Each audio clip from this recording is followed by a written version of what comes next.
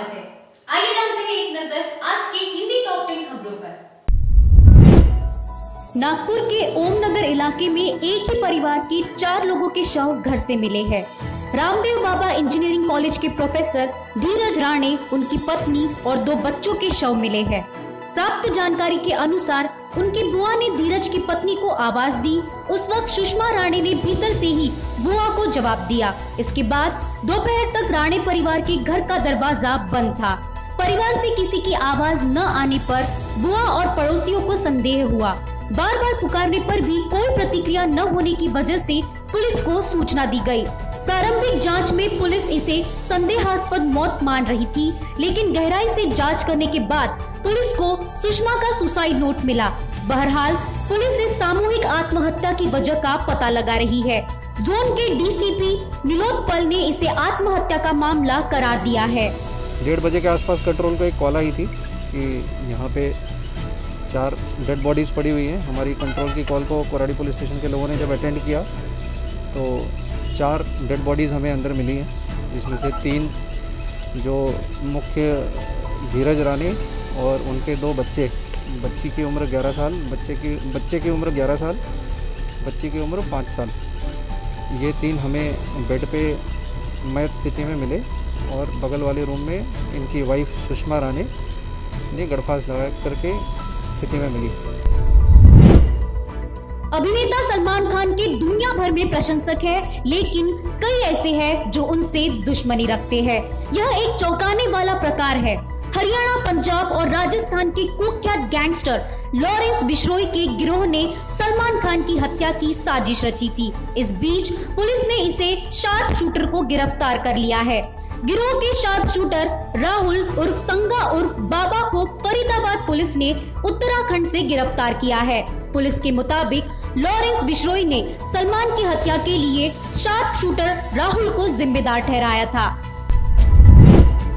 Social activist और स्वतंत्र पत्रकार प्रशांत कनौजिया को एक बार फिर यूपी पुलिस ने गिरफ्तार कर लिया है। उन्हें राम मंदिर और राष्ट्रपति कोविंद पर आपत्तिजनक ट्वीट करने के आरोप में उनके घर दिल्ली से गिरफ्तार किया गया है। उनके खिलाफ यूपी के हजरतगंज थाने में केस दर्ज हुआ है। एफआईआर में उनके ट्वीट्स को आपत्तिजनक बताया गया है और कहा गया है कि इससे समाज में वैमनस्य फैलाने का काम किया जा रहा है। प्रशांत कनौजिया के खिलाफ दर्ज एफआईआर में बताया गया है कि राम मंदिर में शूद्रों, ओबीसी, एससी, एसटी का प्रवेश निषेध की बात करते हुए उन्होंने ट्वीट किया। उन्होंने लिखा था कि सभी लोग इसके लिए एक साथ आवाज उठाएं। कोरोना वायरस के लिए रिलीफ फंड में अब तक लोगों ने जमकर मदद की है, पर अब जिस शख्स की बात हो रही है उसे सोशल मीडिया पर खूब पसंद किया जा रहा है। दरअसल ये एक भिखारी है। ये भिखारी मदुरै में रहता है। दूसरे भिखारियों की तरह सड़कों पर घूम घूम कर भीख मांगता है। इसने 10,000 की सहायता दी है, पर ये उसकी ओर से दी गई पहली सहायता राशि नहीं है। अब तक वो 90,000 दे चुका है। भिखारी का नाम पुल पांडियन है। जिला कलेक्टर टीजे विनय की ओर से उसे सम्मानित भी किया गया है। इस भिखारी का नाम और तस्वीरें खूब वायरल हो रही है। फिल्म अभिनेता निर्माता आमिर खान एक बार फिर विवादों में है। अपनी फिल्म लाल सिंह चड्ढा की शूटिंग के लिए टर्की गए आमिर ने वहां के राष्ट्रपति रजब तैयब एर्दोआन की पत्नी इमिने एर्दोआन से मुलाकात की तो विश्व हिंदू परिषद से लेकर बीजेपी नेता भड़क गए।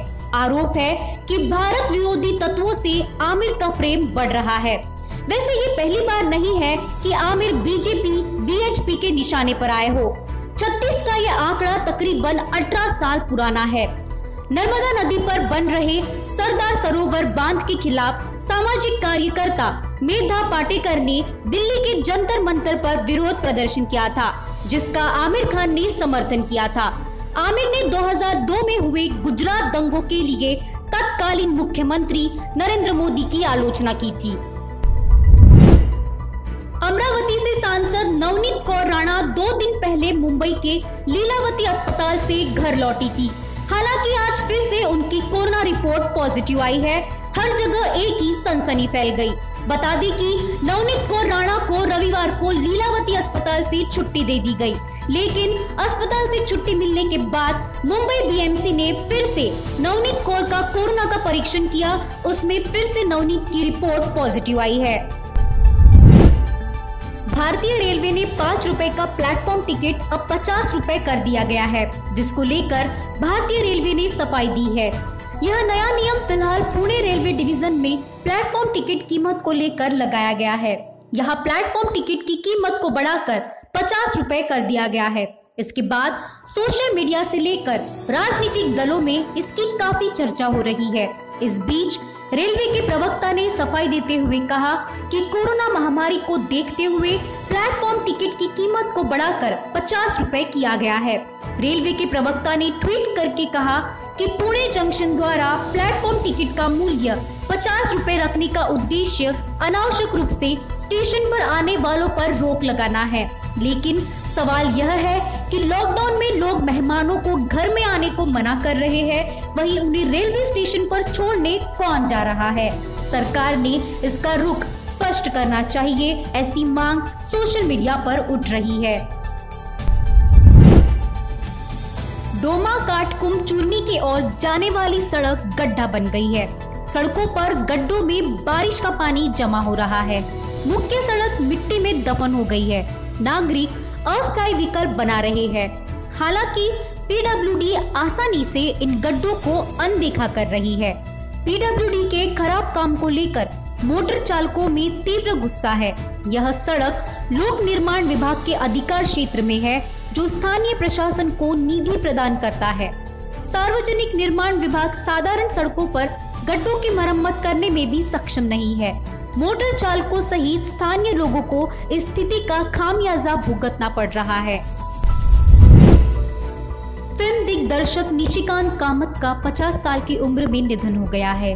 अभिनेता रितेश देशमुख ने ट्वीट कर इसकी जानकारी दी। वे पिछले कुछ दिनों से स्वास्थ्य समस्याओं के कारण हैदराबाद के एक अस्पताल में भर्ती थे। सूत्रों के अनुसार वह कुछ समय पहले पीलिया लिवर सिरोसिस से पीड़ित थे। निशिकांत कामत ने बॉलीवुड में दृश्यम, मदारी, मुंबई मेरी जान जैसी कई हिंदी फिल्मों से दिग्दर्शन कर अपनी पहचान बनाई। इससे पहले फिल्म डोंबिवली फास्ट का निर्देशन करने के बाद निशिकांत कामत का नाम पूरे महाराष्ट्र में जाना जाने लगा। कामत ने डोंबिवली फास्ट के माध्यम से राष्ट्रीय पुरस्कार भी जीता। बाद में उन्हें जॉन अब्राहम की रॉकी हैंडसम में खलनायक की भूमिका में देखा गया। उनकी फिल्म लय भारी को भी दर्शकों ने खूब सराहा। पौराणिक, ऐतिहासिक और सांस्कृतिक नागपुरी परंपरा का प्रतीक मारबत का मिलन इस बार कोरोना संक्रमण के कारण नहीं हो सकेगा। प्रशासन की तरफ से सार्वजनिक आयोजनों पर पाबंदी है, इसलिए 19 अगस्त को शहर में मारबत व बड़िया को लेकर किसी तरह का जुलूस या बड़ा आयोजन नहीं होगा। सरकारी व्यवस्था की खामी, प्रशासनिक खामी, ज्वलंत मुद्दों, वर्तमान समस्या, भ्रष्टाचार व घोटालों को जनता के सामने लाने का काम मारबत व बड़िया के जुलूस के माध्यम से किया जाता है। नेहरू युवा संगठन की तरफ से काली मारबत बनाई जाती है। मारबत जिन स्थानों पर बन रही है, वहीं पर विधिवत पूजा अर्चना करने के बाद उसे विसर्जित किया जाएगा। इस साल बहुत कम लोगों को इसकी परमिशन दी गई थी इस त्यौहार में हाजिर रहने के लिए, इसलिए उतना ज़्यादा बड़ा बंदोबस्त नहीं लगा। कम इस पर थोड़ा बंदोबस्त लगा है और अच्छे तरीके से ये पूरा सन, ये त्यौहार जो है वो अच्छी तरीके से निभाया गया। खबरों में बस इतना ही। सही खबर को मत करो एक्सक्यूज, देखते रहिए AGP न्यूज। हमारे चैनल को सब्सक्राइब करें और ऊपर बेल आइकॉन को दबाना न भूलें।